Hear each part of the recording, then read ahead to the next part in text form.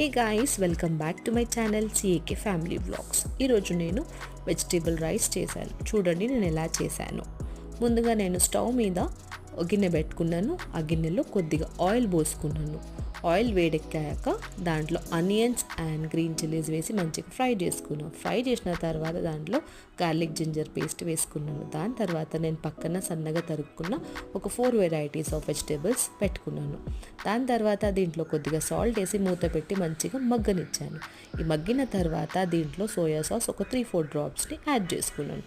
దీన్ని మంచిగా కలిపి పక్కన ఉండి పెట్టుకున్న రైస్ని దీంట్లో యాడ్ చేసుకున్నాను. దాని తర్వాత సాల్ట్ కూడా యాడ్ చేసుకున్నాను. దాన్ని మంచిగా కలిపి లాస్ట్కి నేను నిమ్మకాయ ఇంకా కొత్తిమీర స్ప్రింకిల్ చేసి సర్వ్ చేసుకున్నాము.